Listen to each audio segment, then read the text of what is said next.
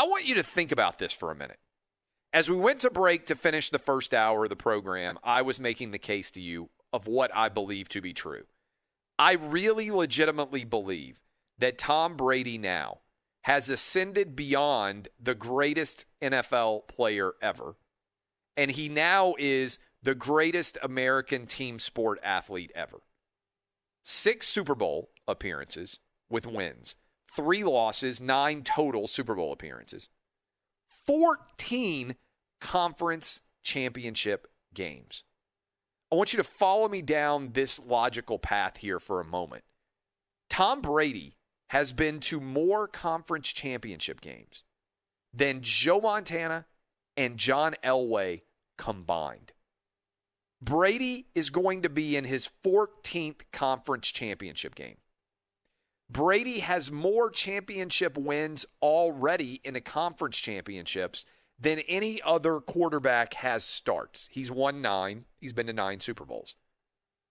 Brady is going to play in his 14th conference championship game.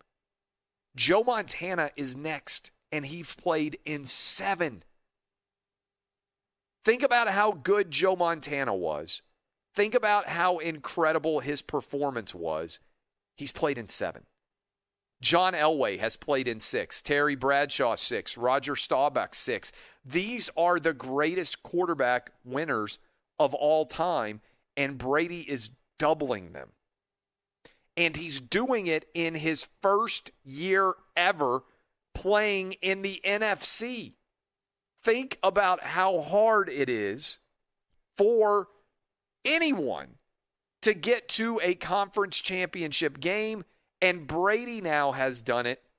I hate to pile on to Cowboy fans, but Brady is in the NFC for his first year ever with a brand new team, and he's in a conference championship game in a Super Bowl era, and the Cowboys haven't been there since 1995.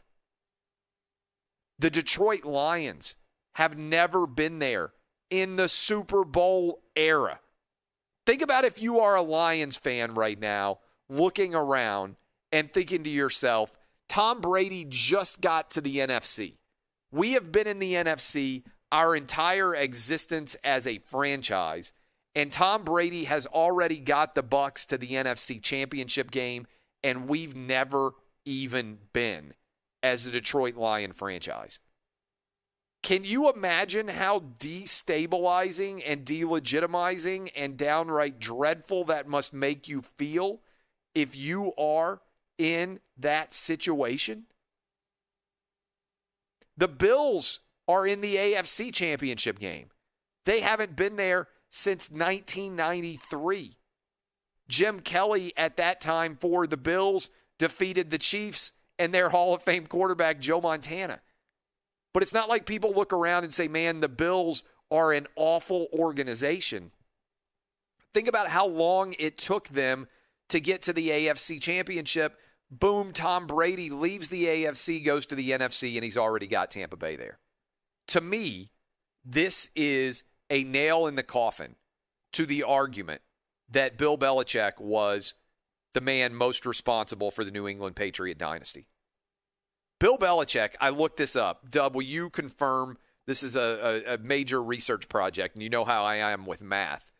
But I believe I am correct that Belichick has a losing record all time without Tom Brady as his quarterback. Bill Belichick, greatest coach of all time. Without Tom Brady, Bill Belichick, losing record as a head coach. In fact, I am pulling up Bill Belichick's all-time coaching record right now, and I want you to think about what Belichick did before Brady joined up with him. And by the way, what he did this year with Cam Newton, okay? Here's Belichick without Brady. In Cleveland, 6-10, 7-9, 7-9. Year 4, he went 11-5. Then he went 5-11, okay? So 5 years in Cleveland, 1 trip to the playoffs. First year in New England without Tom Brady, 5-11. So Tom Brady goes to Bill Belichick, and I'm doing live math on the air right now, and this is always a little bit dangerous, but I believe I am correct that Bill Belichick, without Tom Brady, 41-55 as an NFL head coach with one playoff appearance, one playoff win, okay? The wild card round win in 1994 in Cleveland. Belichick finished his coaching career in Cleveland with a 36-44 record. Then he had to wait 5 years to get another opportunity in New England, and his first year he went 5-11. And then he comes in and gets hot all of a sudden.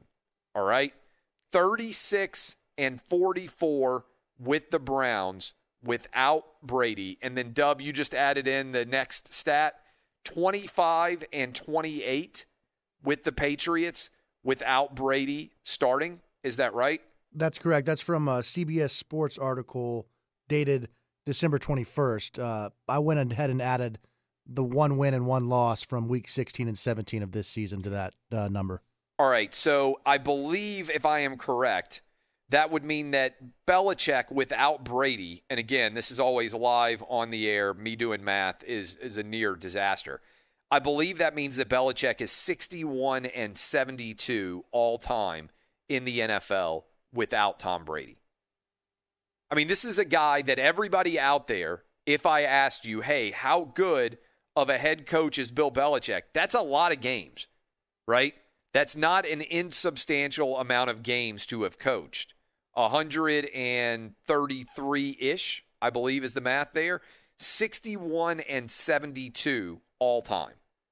We talk a lot for 20 years, basically. We have been talking about, hey, how much of Brady's success is Belichick and how much of Belichick's success is Brady? This year, I think, has offered an end to that argument. Because unless we end up with an incredible quarterback for Bill Belichick, I think that we're going to have to say that the primary reason the Patriots had a dynasty was Tom Brady. And that's no great surprise. I've always argued that the best head coach is always connected to a quarterback. That's how I started the show today. By the way, you were just pointing out Belichick without Brady is 61-72. Jason Garrett all time as the Dallas Cowboy coach, 85-67. So everybody out there who rips Jason Garrett obviously had Tony Romo, and then he got Dak Prescott, two pretty good quarterbacks. But Jason Garrett is a way better winning coach than Belichick is without Brady. I mean, does that stat blows my mind. That Belichick would be, Dub, 61-72 without Tom Brady as his quarterback. That's a pretty, oh my goodness stat, right? I think there's a lot of people out in their car right now listening to us that are blown away by that idea. If you would have asked me, what Belichick's record is without Brady before this segment started and made me guess, I would have guessed it was at least 50% win percentage, like at least. I would have guessed it was probably something like Jason Garrett's record, but it's not. How much of this do you have to now, I believe, look at Brady at 13-5 this season if we give him the 2 wins, 11-5 in the regular season, goes on the road, beats Washington, goes on the road, beats the Saints. How much more credit do you have to give Tom Brady looking at the performance of the Patriots without him? Because I'll tell you what, I think if the Patriots had Tom Brady, just looking at his historical record, even without a lot of very much substantial offensive weapons, I think the Patriots would have found a way to certainly have a winning record, and I think there's a good chance they would have been in the playoffs. I think that's the difference between Brady and Cam Newton. And so for Belichick, a part of me almost thinks, boy, how much better off would Belichick have been if he's not able to turn things around to just ride off into the sunset when Tom Brady decided to leave, just to say, hey, you know what? I'm going to hang up the whistle too. Now, he loves what he does, and he probably likes the challenge of trying to prove that he can win without Tom Brady. But the numbers don't reflect that Belichick is going to win without Tom Brady. And I'm not saying Belichick's not an incredible coach. He clearly is. But what I'm just telling you, and what I'd like you to think about here, is how much more significant the top quarterback is than the top coach. It's great to have a pairing, great to have a combo. You want them to get along. You want them to be the best possible relationship. That's how I started off the show talking about Deshaun Watson and how if I was the owner, Cal McNair of the Houston Texans, I would sit down with Deshaun Watson. I would say, okay, let's figure out a way to make this work. Because there aren't very many Deshaun Watsons. How in the world is Tom Brady so good that he can go to Tampa Bay, an organization that has no culture of winning? Because remember, that's a big thing that everybody talked about. Well, Belichick has instilled the culture of winning. How incredible is it that Tom Brady can go to Tampa Bay, where they haven't won a playoff game, haven't been in the playoffs in 12 years, and in his first year there, he can take them to the playoffs and win 2 games? Because we hear all the time about, hey, they don't have a culture of winning. Oh, the Patriots have a culture of winning. How about a culture of winning just means a really good quarterback who everybody else follows? Now, I don't think the Bucs are going to go on the road and beat Aaron Rodgers and Green Bay Packers in Lambeau.